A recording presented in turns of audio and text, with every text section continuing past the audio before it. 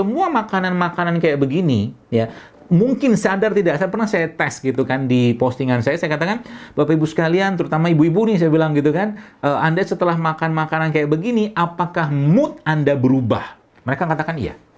Jadi ternyata makanan-makanan toyib kayak begini nih, udah jahe segala macam, buah-buah, sayur-sayuran, itu ternyata memperbaiki mood. Maka ada istilah kan, good food is good mood. Jelas kayak begitu. Jadi ulama-ulama ya menyebutkan bahwa memang bahkan Ibnu Qayyim al-Jauziyah menyebutkan bahwa makanan itu mempengaruhi perilaku seseorang. Makanan. Jadi kalau kita ya kita mulai ada apa ya, mungkin bahasanya itu mood swing atau baper segala macam, itu coba benerin makanan. Termasuk anak-anak di rumah ya, kalau mulai sudah susah dikontrol, susah diatur, salah satunya cek ya. Cek di rumah, mungkin anak ini terlalu banyak misalkan konsumsi gula pasir misalkan. Karena gula pasir itu ya, dengan sudah banyak kali saya jelaskan tentang betapa gula pasir itu memang bisa mempengaruhi perilaku seseorang. Itu loh sekalian. Obatnya apa? Ya begini nih, ini nih. Ya, plus juga yang ada pada Al-Qur'an atau dijelaskan oleh baginda Nabi alaihi salatu wassalam. Ya. Mungkin Anda yang pernah baca postingan saya ya, ini banyak sekali Bapak sekalian, ibu-ibu ya yang hamil ya, menggunakan ini aja nih, kunyit, serai, sama jeruk nipis. Coba, modal 3 itu doang, Allah kasih mereka hamil. Tapi sebelumnya mereka bilang, ya kita udah mulai puasa dok, kita sudah mulai apa tuh namanya, nggak nyampah-nyampah lagi badannya. Ternyata begitulah, mudah sekali.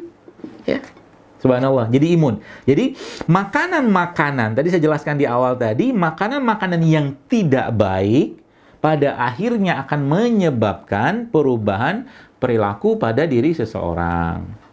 Makanan tidak baik. Terlalu tinggi karbohidrat, terlalu tinggi gulanya, terlalu tinggi banyak bahan-bahan penyedap segala macam yang sifatnya sintetik, soon or later gitu kan, cepat atau lambat akan mempengaruhi perilaku seseorang. Ya. Orang tua kita zaman dulu biasanya makannya simpel-simpel aja lah. Ubi rebus, singkong rebus, kacang rebus, habis itu nyangkul di sawah segala macam, yang dimakan mereka bakar. Zaman sekarang nggak kayak begitu gitu kan. Apalagi budaya kuliner yang luar biasa sekarang, sehingga adab-adab makanan, bahkan ya peluang-peluang untuk memberikan nasihat-nasihat agama saat seseorang atau keluarga itu makan hilang dengan begitu luar biasa budaya kuliner. Bukan nggak salah sih, cuman kalau tiap hari makan di luar, akhirnya anak nggak ketemu sama ya bapaknya atau ibunya segala macam, sehingga nggak ada nasihat-nasihat di situ. Dan Nabi kita alaihi salatu wasallam mencontohkan bahwa yang namanya makan bareng itu beliau tuh sering sekali sama sahabat, sama keluarga. Bahkan pernah diriwayatkan ketika salah satu anak anak tiri beliau dari Ummu Salamah ya, suatu hari Nabi makan di rumah Ummu Salamah, salah satu istri Nabi sallallahu alaihi wasallam. Kemudian anaknya Ummu Salamah ini dari istri suami yang sebelumnya, yaitu Abu Salamah yang meninggal, itu ngambil makanan gitu kan, ngambil makanan, semua diambil semua. Lalu Nabi menasehati dia, bukan dilarang. Ya, Nabi bilang, ya gulam, wahai anak gitu kan, wahai anakku gitu, seperti itulah.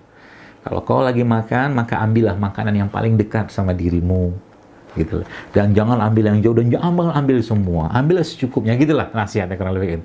Itu kan adab, terus kalian. Jadi subhanallah ya. Jadi kalau kita lihat, oh indah banget Islam itu. Ya maka Nabi kita memberikan contoh, ya contoh-contoh itu semua. Dan apa-apa yang sudah dimakan oleh bapak moyang kita, yaitu Nabi Adam alaihissalam, ya, di surga itu sebagian Allah turunkan atau ciptakan di bumi. Contoh kita jahe kan di surga ada sungai jahe atau mata air dari jahe. Maka di dunia Allah ciptakan jahe, karena jahe di surga tentunya tidak akan sama. Di surga ada madu, ya maka madu itu sekalian minumannya penghuni surga. Ya, di surga ada susu, tapi bukan susu kemasan. Ya.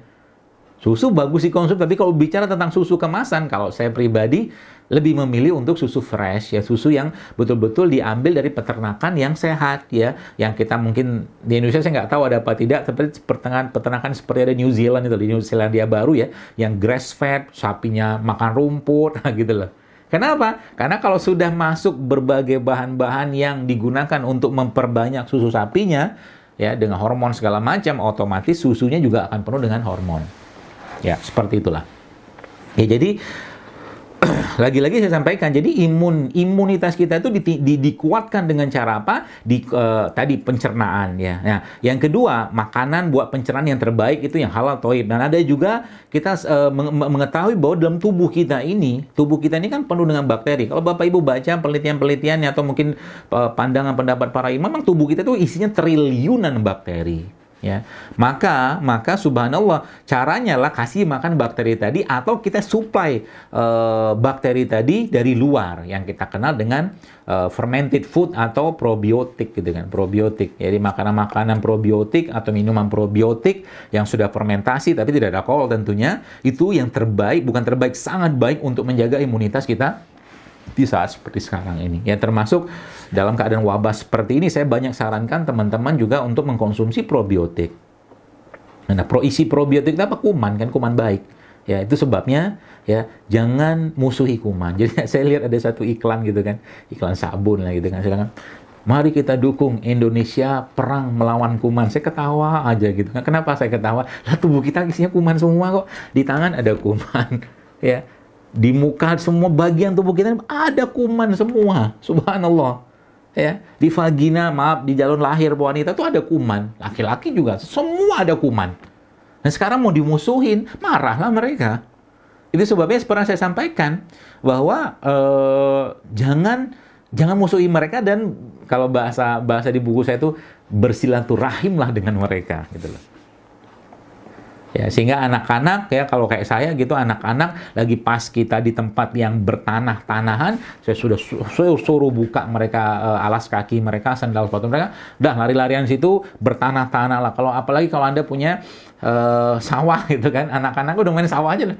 Kenalan, karena di Harvard, saya itu pernah ada riset juga bahwa ternyata anak-anak yang hyper hygiene, ya, terlalu bersih badannya, itu ternyata mempunyai imunitas yang jauh lebih rendah daripada anak-anak yang ya normal hygiene lah. Ya, makanya jangan semua ditelan-telan iklannya gitu kan. Semua cuci pakai sabun yang semua kuman 99,99% kumannya mati, bla bla bla bla gitulah. Ya, jaga kumannya. Ya, jaga kuman di sini. Di sini kita dijaga. Dan makanan terbaik buat kuman-kuman tadi itu ya memang kurma, madu, air kelapa, ya kayak begini nih makanan-makanan mereka semua, ya. Jadi ada seorang dokter di New York, ya, Amerika, Dokter Hiromisya itu cerita bahwa emang kuman di tubuh kita ini bagi 3 kan. Kuman baik, kuman netral, kuman jahat. Ya, kuman baik, kuman netral, kuman jahat. Jadi yang paling berperan itu justru malah kuman netral. Jadi kuman netral itu bisa menjadi kuman baik atau kuman jahat tergantung apa yang dimakan. Jadi kalau yang dimakan yang sehat-sehat, yang baik-baik, maka kuman baiknya ini akan berubah menjadi kuman netral tadi akan berubah menjadi kuman baik. Menguatkan sistem imun. Seperti itu. Dan banyak yang melemahkan sistem imun. Bagi ya termasuk obat-obatan jika terlalu over, ya terlalu banyak dikonsumsi juga melemahkan sistem imun. Ya, dan kalau sudah sistem imun kita atau imunitas kita sudah mulai menurun atau tidak seimbang, maka dia pasti akan memberikan tanda. Contohnya apa? Ya, contohnya gini.